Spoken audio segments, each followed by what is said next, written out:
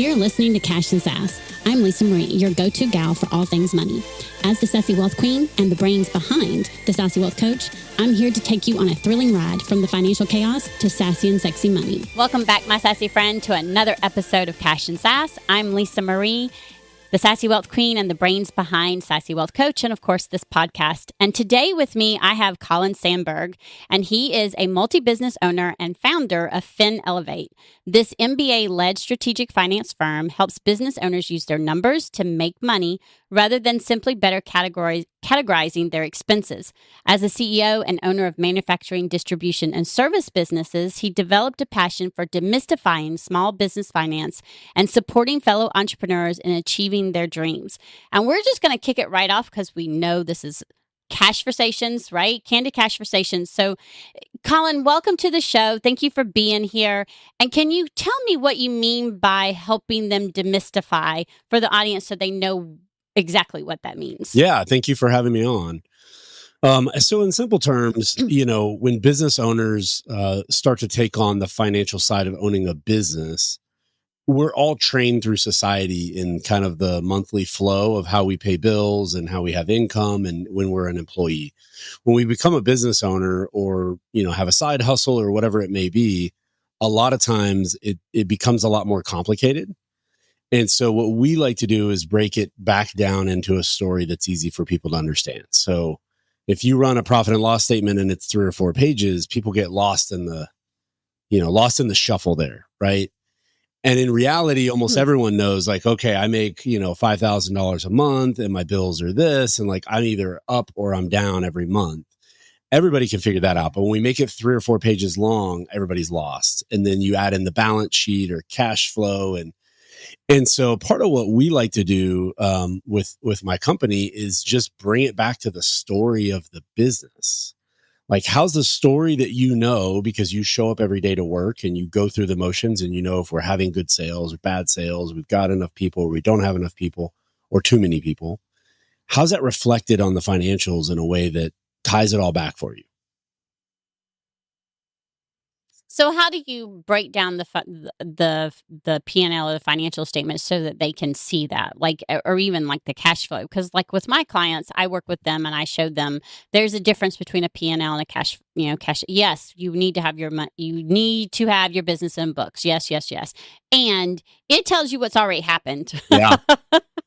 The cash flow tells you what's happening in the moment, which is why it's so important to know your numbers and look at your bank account and be able to have all that information so that you can see the cash flow, because that happens like right now it's happening. Whereas the P&L, it's okay, this already happened. And yes, it's important to look at it because it helps you gauge, okay, where are you at? Is this aligned with where you're wanting to go?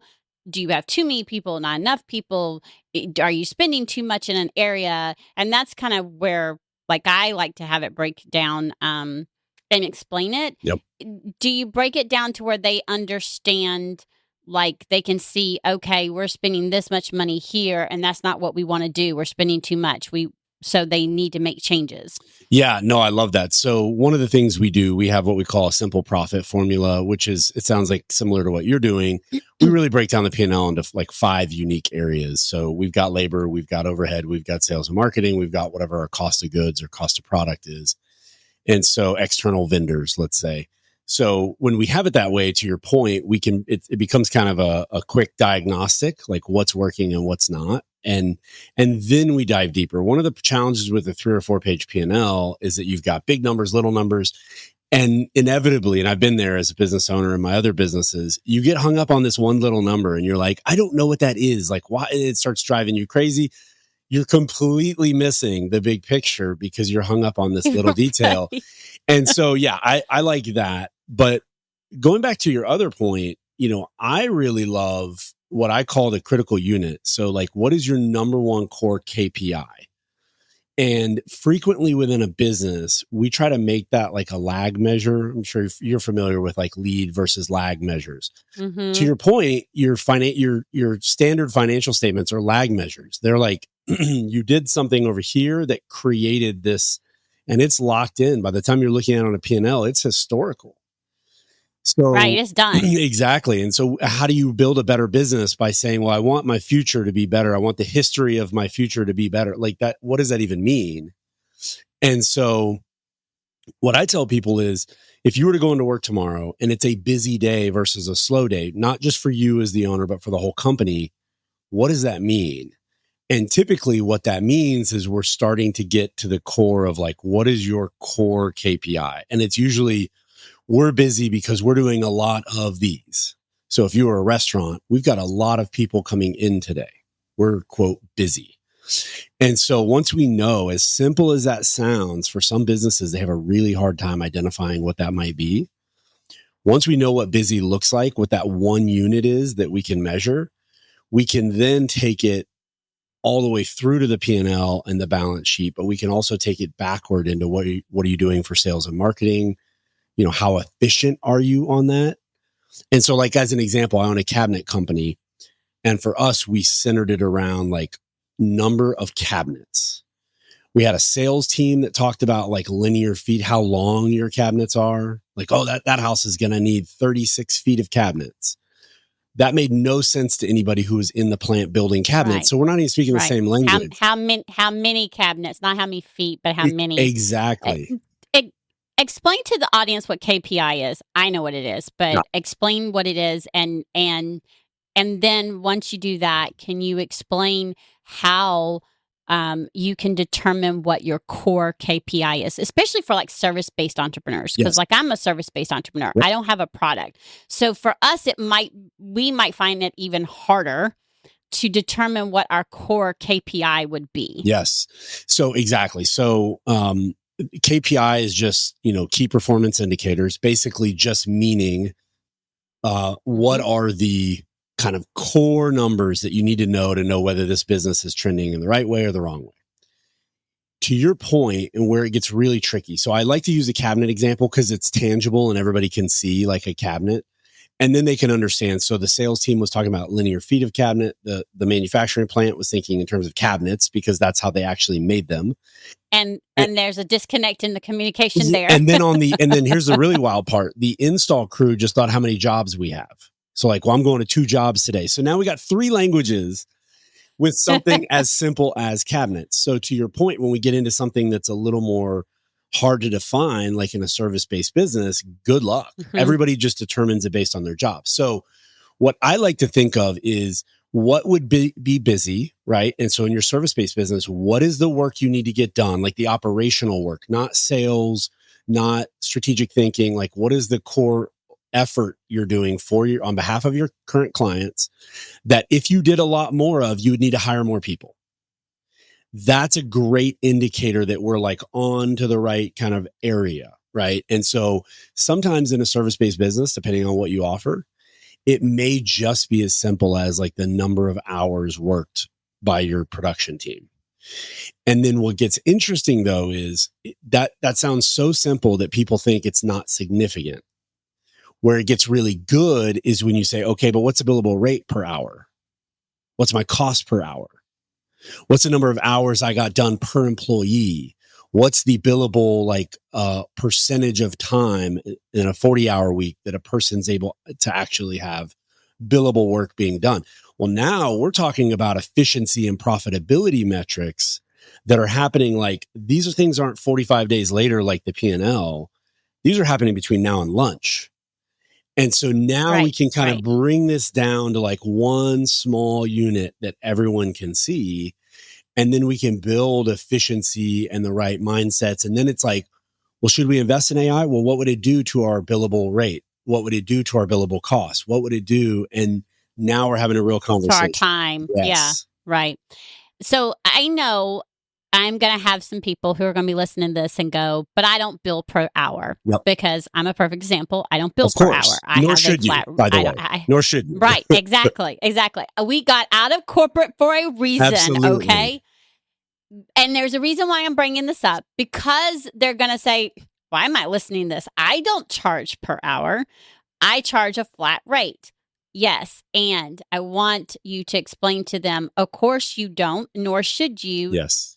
But you should also be looking at that to determine if you are charging enough. Yes. You know what I mean? Because like if you're spending 50 hours on one client and you're only charging $1,500 a month, I want you to do the math and figure out exactly how much you're making, because it's not all that much. Exactly. Exactly. And I know this because all of us at some point in time undercharge in service-based world. We've all done it. Yep. And when I sat down and actually did the math, I was like, holy crap, no.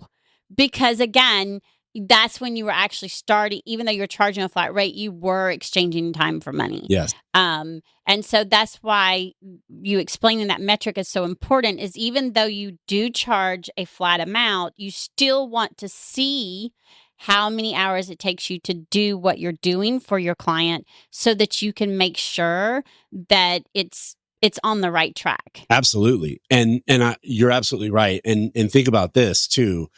We all appreciate our own time, but what about when we start adding team members and then we're playing the same game now with other people's time? Your employees don't want to spin their wheels. They don't want to do things that takes twice as long as it should. That's frustrating to anyone. It doesn't matter what position you are in the company. And so exactly to your point, most people don't recognize how much time it really takes to do certain things. And so if you're not tracking your time, it's exactly like, if I'm in my business selling cabinets, if we're not recording how much wood we bought to be able to build cabinets, we're not a professional cabinet company, right? And so likewise, if you're not recording how much time you're spending on your client work, you're not really doing it right. I know that sounds harsh, but that's the reality. And the same thing for your team. You've got to be able to get the team in a positive space about recording. Hey, I'm not trying to beat you up with these numbers. I'm trying to help make your job better with these numbers. I'm trying to help. We want to deliver more results to our clients with less effort. That's the whole name of the game. Right. And until I'm recording it, right. I don't even have the beginning of that conversation. Right. Right. And that's whether it's employees or contractors. Like, Absolutely. I have an OBM, and she even though she's a flat thing per month, she records her hours because, again, she wants, she'll come to me and she'll say, Lisa, this is the contract. This is what was given, and this is what we're doing. We're seeing that we're getting really close to this mark. So she's able to make sure she's staying within that time frame of her contract, right? And then my VA, she is billed by hour, and she's going to make sure that she can do the most in that time, Yes. right? And so we've already talked about giving her a raise because we've been giving her so much work, and she somehow has been doing it within the time frame, the hours. She's a godsend. It's because I absolutely adore her. And my ROI, when we talk about that and with KPI, they save me so much time. Absolutely. Because they do things so much faster than what I would do, because I don't want to do anything with the Canva. Me and Canva have a huge hate love relationship. It loves to hate me, and I don't like getting in it. Yep. It takes me hours to do something that my team can do in like 10 minutes. So yes, I'm going to pay them because they can do something in 10 minutes that would just cause me all this frustration. And I think it's important, even if it's a 1099, that what's going in, that you're seeing it, so that you can measure what's going into doing the stuff for your clients, especially if you have people who are contractors who also do work for your clients. So like I'm not a bookkeeper, but as part of my wealth coach and CFO, I have bookkeepers on my team.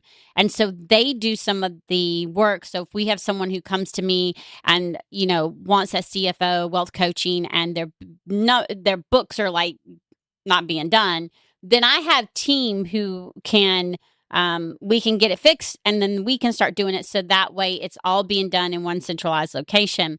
And so having them track their hours is really important. Track their time is really important, because we want to make sure, like you said, we're giving the most effort for our clients or the most to our clients with the least amount of, with not a lot of time. We don't want it to take 60 hours. Yep. Exactly.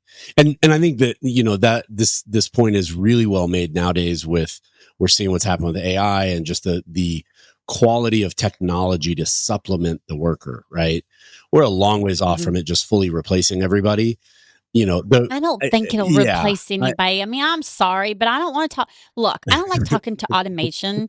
I hate talking to a robot. So I promise you, no bot is going to take over like posting for me or talking or doing that, because I already get aggravated. I'm like constantly pressing 0. I want a real person. Exactly. Yeah. No, that was exactly and what I was gonna say. Eventually the automation will go, I'll transfer you to a real person. And I'm like, it only took 10 minutes, but I don't care. That's how determined I am. Yep. When I get an automation, I do not want the automation. I need to talk. You can't answer me. I need a real person. So I don't think we're anywhere near that. But explain so that they understand why we try. How does that affect knowing that core KPI? Yeah, the beauty of the core KPI the way we look at it and the way I'm describing it is that it's in your everyday life, right? This is not, wait until the financials come out and see what happened last month. This is, I know how productive we're being. And once I understand that, I can optimize around it. And then when and then take it all the way into sales, like I was saying with the cabinet example of 3 different languages. When you go to quote new work, it should really be looking at like, what would this critical unit, how many of these would we need? And would this justify hiring another person or not? It starts to bake all the way into the way you approach, marketing is what's my marketing cost per that unit to be able to generate new clients.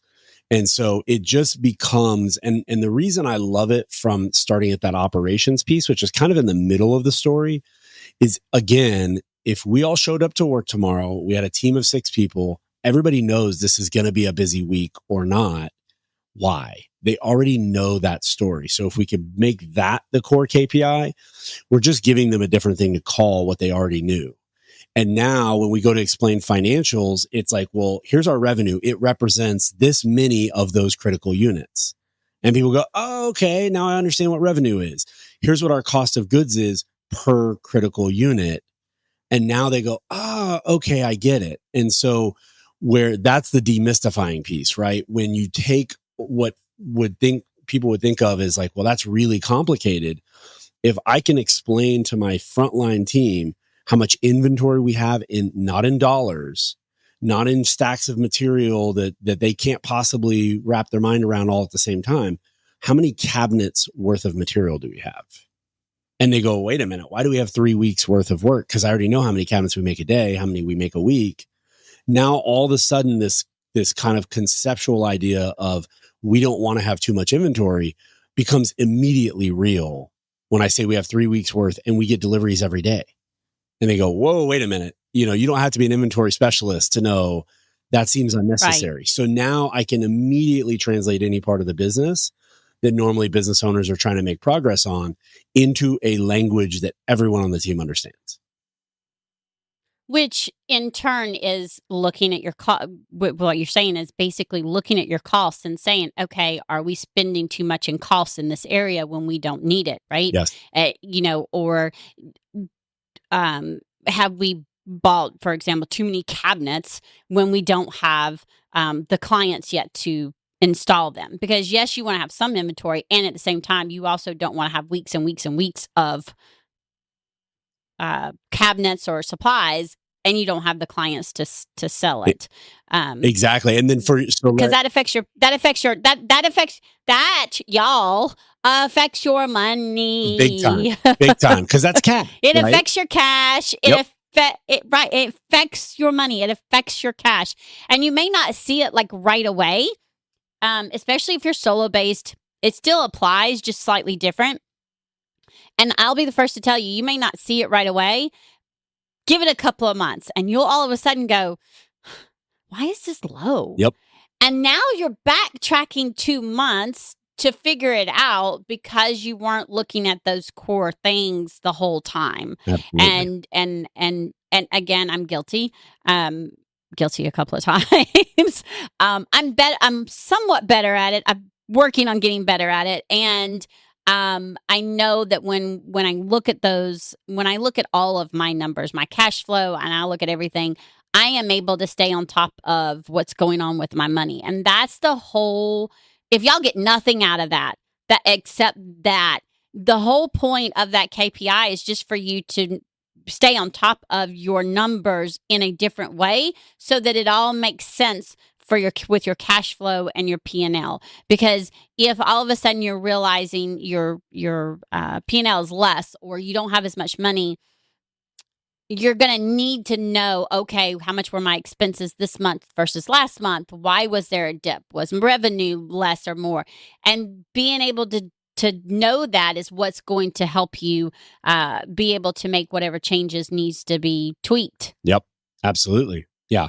And I think, I know I'm using an example of something physical, but many of your listeners, I'm sure, are in service companies. We do it now. Right. And we do analogies all the time. Of course. So, yeah. And so with a service-based business, I like to think of it as, let's say that you've got one person on your production team and you have 120% of, 20% extra beyond what they can get done. When you realize that if I go hire a person, I'm going to immediately not be profitable effectively because now I have to pay for two people to do only 120% worth of work. That doesn't make sense. And if I bring that back and the team is now helping me solve that. And that's where, just like you were talking about earlier, we start looking about outsource opportunities. Is there some other way that I can be more scalable versus hiring a full-time person that I can't yet afford? Because that's, I'm sure for you too, that's one of the number one questions we get asked. Can we afford another person? Yeah. And yeah. Well, and see, and my OBM, she manages the whole social media, right? So our goal is eventually to have 2 more VAs. We'll have 3 VAs. She's going to oversee them. And in the shift in my business, it was looking like, okay, we need to hire another VA. And it was, okay, I just hired a podcast team because I started my podcast. I can't, looking at the numbers, no, we cannot do another VA. So we met and it was like, okay, what can we have the podcast team do versus what she can do and what the VA could do? And basically take it to where I'm not doing it all. I'm doing a small part of it and it's divided between 3 until we can hire another VA. So it's exactly what you're saying. And that's the key is because if okay, if we hire another VA, we're looking at another amount. Now, all of a sudden, it's not strategic. You're not making enough money. It doesn't make sense. And that's where it's going to lead me to, like that pricing and margin and making, you say painful decisions, but I'm going to say making the hard decisions because as a CEO, right, someone once told me, think about the hard decisions you're making and how awesome it is that you get to make those hard decisions because that means you're the owner of the business and you're looking at your money and how much money you'll be making versus you're an employee and you're having to depend on people, right?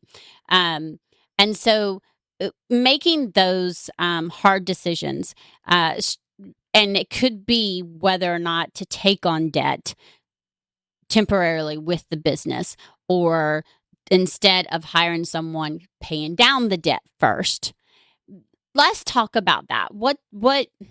How does that look like, or how do you, how have you gone through it, or how has a client gone through it? How have you helped? I want my clients or my audience to understand that the cash realizations and the money, and it involves just more than the money in your bank. It involves you looking at all aspects of the business, like the KPI, now the debt, and making those hard decisions. Yeah, I love that. And you're absolutely right. I mean, that's the beauty and the challenge of being CEO of a company, being the owner, is that you're tasked with making decisions that, when people love to say like, that's above my pay grade.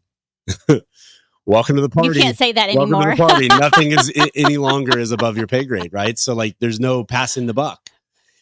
And right. To your point, so my first 2 companies are manufacturing companies, and in that world, people have to learn to have some sort of a relationship with debt and how to do it the right way, because it's not really feasible to say, well, we're going to grow by waiting until we have so much cash in the bank that we can just buy 6 and 7 figure pieces of equipment. Right.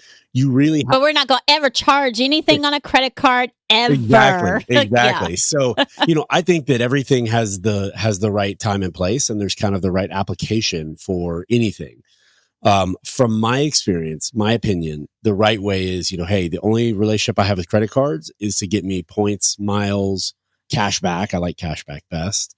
That is the only relationship I want to have with credit cards. I never want to see. I don't even care what percentage they claim they will charge me if I ever miss a payment. I'm on auto pay. I'm just rocking and rolling, paying the bill in full every time. That's the only relationship, because it's dangerous to play it another way. And so my belief is, with every type of debt or every type of tool that's allowed to give you money that's not your money for use, if you use it the wrong way, there are huge penalties. If you use it the right way, it can help you make more money. So yeah, I mean, because you've got millionaires and billionaires who leverage debt. And a perfect example is, I have a client who was going through an issue. She's a therapist, and the clearinghouse was taken hostage, and all these doctors and therapists, all of a sudden, they're not getting reimbursed from the insurance because they can't submit the claims because the clearinghouse was taken hostage. And, they were ransom, whatever. It was resolved, great, but it took 2 months for it to be resolved. Yep. So you got to think about it. She's got employees of 15 people, right? She needs to still pay them. She's like, Lisa, what do we do? I said, you have a line of credit for a reason. Yep. So yes, did she carry a balance on her line of credit? Yeah. Did she charge more on her credit card? Absolutely. Did she carry a balance for a few months? Yes, she did. And we were strategic about it. We didn't use it unless it was absolutely necessary. And if we needed it, we used it. And then over 3-4 months, we paid it off. Does she keep a balance on her credit card? Yes, a small one.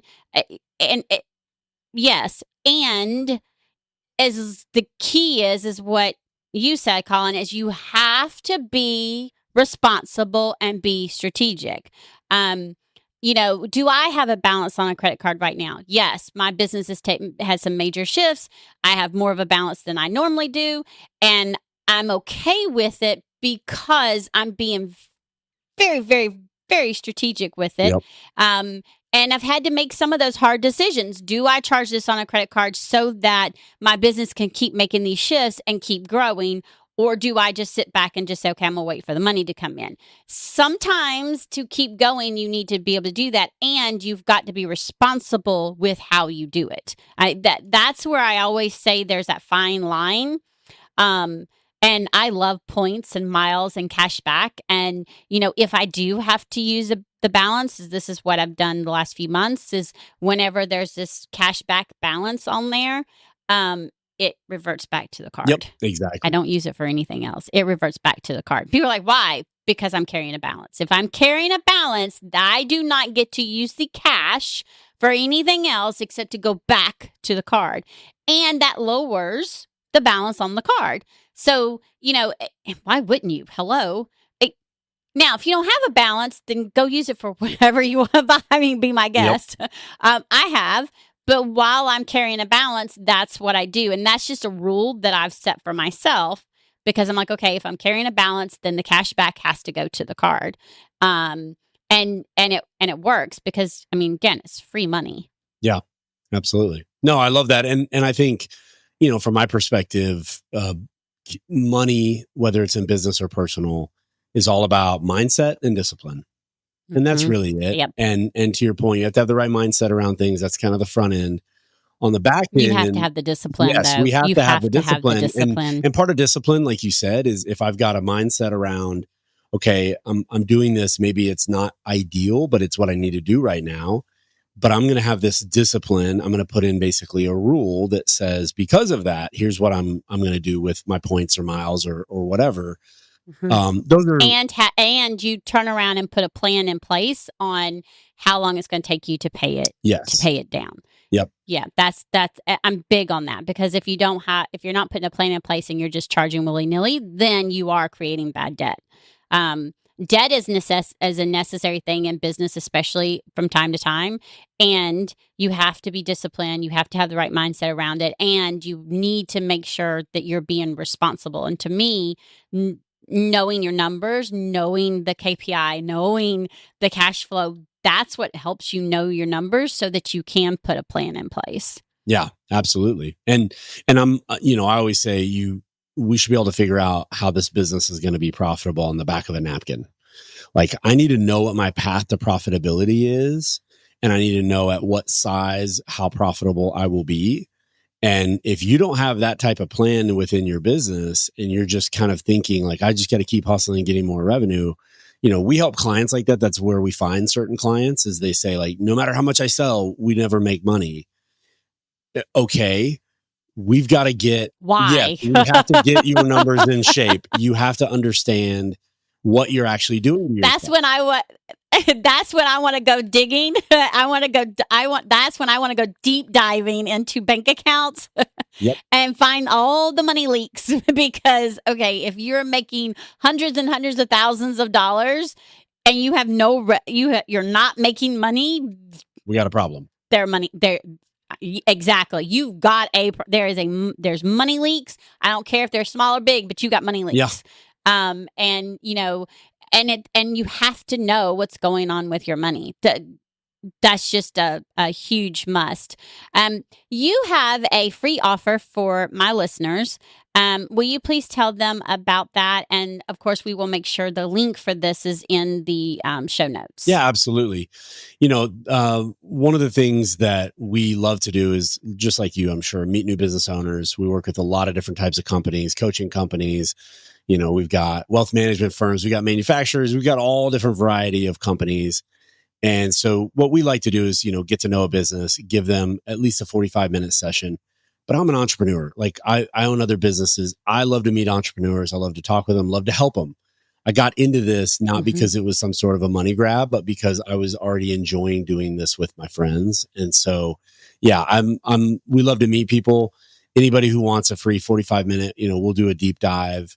And ultimately, we'll help unearth, like you said, whether it's a money leak or whatever. We'll get to, believe it or not, in 45 minutes, we'll get pretty intense down to the core of. Oh, I can find it. Yeah, I can find exactly. it. I can find it. and a lot of times people kind of have an idea. They just don't want to face it. So if you need me to be that, but they mirror, don't want to admit it. Yeah. Yep. If you need me to be that mirror held up to your face, and we'll do that. Yeah. Yeah. Yeah. Awesome. My sassy friend, if you get anything out of this, is the importance of knowing all aspects of your business, all the numbers of your business. And that's the reason why we talked about the KPI. That's the reason why we're talking about the cash flow. When you don't have that information, you can't make strategic and CEO decisions to decide on how you're going to grow your business or to decide if you're going to put something on a credit card to grow your business or whatever. Because when you have all that information, including what ROI or whatever in the investment, that's when you're able to make those decisions so much more strategic. And I'm sure Colin will tell you, I'm sure he's learned the hard way. I know I've learned the hard way, which is the reason why I've started the podcast, which is the reason why I do what I do, because I want to help other people not have to be able to, to struggle, especially women entrepreneurs. But all of us, because I believe that entrepreneurs is what's gonna, I don't know, it's gonna help change the world, because we're going to be able to do so much more as long as we do it responsibly, and that's part of that is just knowing your numbers. Thank you so much, Colin, for being on the show. I appreciate you taking the time. You sound like me. We could go for days I know.